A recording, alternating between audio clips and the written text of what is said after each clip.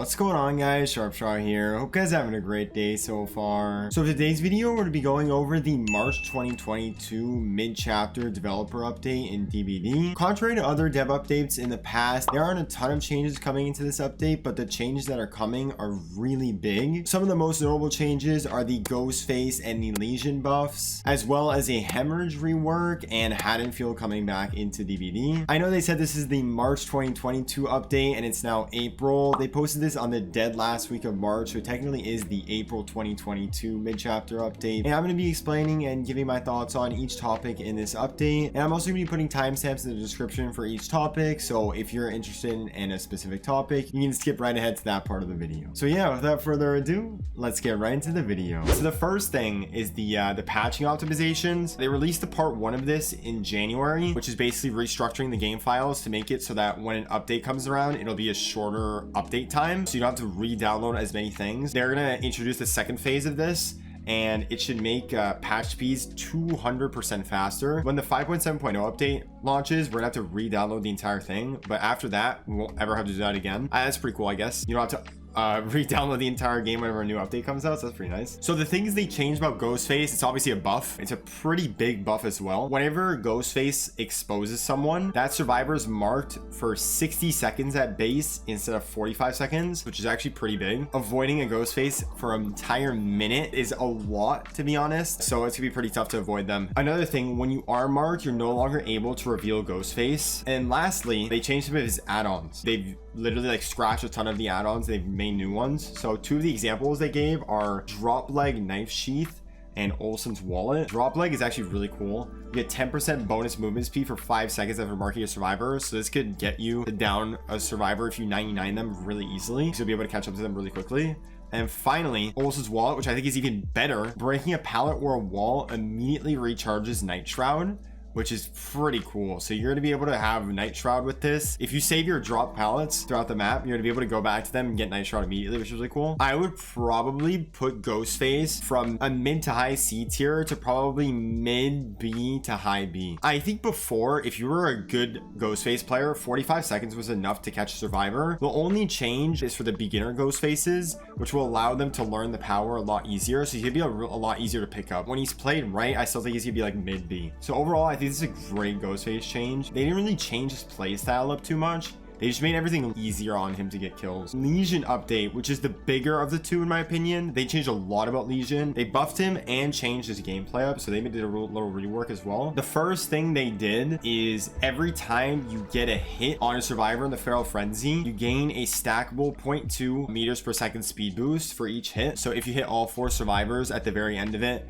you'll have a 0.8 faster movement speed, which is pretty quick, to be honest. This will allow you to be a lot quicker and catch up to survivors a lot easier and chain more hits. And on top of this, which I think is the coolest addition to Lesion, if you chain all 4 survivors and then a 5th hit insta downs the survivor that you hit, which honestly, as they said, puts a really satisfying payoff to your hard work of catching all 4 survivors in the Feral Frenzy. Lesion won't be the chicken with its head cut off, just running around knifing people doing nothing. If you're smart about it, you can actually do some damage and instant down people, so that's really, really fun. The next thing they did is they lowered the Feral Frenzy fatigue from 4 seconds to 3 seconds. Once you get out of your Feral Frenzy, when he's like, "Argh!"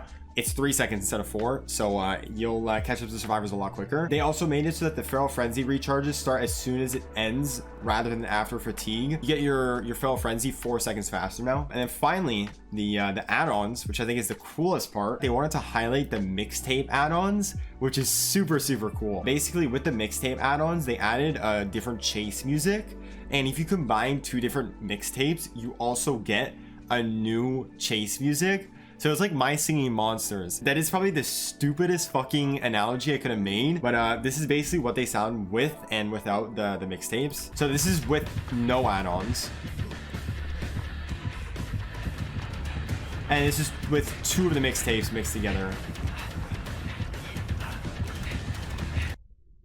So that's pretty cool. Lesion, I think, goes from like a low C tier, high D tier to high B, low A. If you could consistently somehow chain all survivors and get an insta down every time, he's low A tier, but that's gonna be pretty hard to do. You're probably only gonna be able to do that maybe 1 or 2 times in the trials, so that's why I think he's B tier. But with a slower cooldown, a faster regen on his power, he's gonna be able to put constant pressure. I think that's pretty pog. I'm super excited. Actually, I'm probably gonna try Legion when he comes out, or in the PTB. That's really fun. Another cool thing, which is sleeper coolest update of the chapter, is the Hemorrhage rework. Right now, Hemorrhage makes it so that the frequency of pools of blood is more frequent, so that makes it easier to track survivors. But in reality, who the fuck checks pools of blood other than Spirit? Nobody. So what they did instead is that with Hemorrhage, your healing progress regresses at a rate of 7% per second. If you hit someone where they're 99% healed and you keep chasing them, their progress is going to completely go down to 0 with Hemorrhage. All the perks that apply Hemorrhage will change with this as well. So expect very many Hemorrhage meta lesions to come in the future, because then they're never going to be able to heal, and that's actually a pretty big counter to boons as well. I still think boons are better than Hemorrhage, but I think this is really cool. They updated difficulty ratings. You see it in the little picture here. They say difficulty and then they say easy, hard, or medium or whatever. Basically, they changed this because they realized that a lot of them didn't really make sense. They completely removed survivors as difficulty rating because they realized like all survivors are kind of the same. The way they judge the killers difficulty ratings, they give the killers a 1 to 5 score, 1 being the easiest and 5 being very hard, and they're rated on a score of 3 categories: mechanical skill, strategic skill, and uniqueness. Mechanic skill is like the blinks, for example, with Nurse. Like, how hard is it to mechanically play those survivors? Like reaction time, control, aiming, stuff like that. The second thing is strategic skills. That's like mind games and stuff like that. A killer that would be really hard in that sense would be like Twins, where you have to like take care of 2 killers in essence. That's like resource management, decision making, timing. Finally, uniqueness, which is how similar this killer plays to other killers. For example, how similar are they to the basic M1 Trapper? If they play way differently, like Onryo would, I think she's a lot more different than Trapper, so it's stuff like that. But for example, Wraith plays really similar to the average killer. All of these combined give a 1 to 5 score. For example, Nurse has a really high score in mechanical, a decent amount of score in strategy, and she plays completely different, so she has a really high score in uniqueness, which makes her probably a 5 out of 5. It makes her very hard to play, which is pretty accurate because she's extremely hard to play. Hopefully these will actually be accurate, because if they are super accurate, this will really help beginners choose which killers to play in the start and which killers to save for later. Finally, the Haddonfield update. Haddon Rework 1,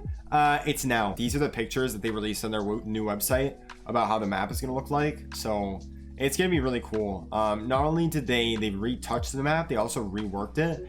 They changed some loops around, and they changed like how the map layout works. And as you can see with this picture, usually with these houses, you will be able to walk on the roof, with some even having a gen on the roof. But now with just the porch above the door in the middle, I don't think you're going to be able to walk on this. So it just makes the whole house like completely different. It looks spookier, it looks cooler. I'm super excited for it. Those are all going to be things coming into the 5.7 PTB and 5.7 update. So yeah guys, that was the developer update for March 2022. Let me know in the comments what you guys thought about this developer update. I'm actually super looking forward to the Ghostface and the Legion updates. I actually don't have anything to critique about this update. I think everything included in this update was done super well, so good job DBD. I'm super excited for this update to come into the live build. So yeah guys, that's been the video. Thank you guys so much for watching. Leave a like and subscribe if you're new. This has been Sharpshot, and I will see you guys in the next video.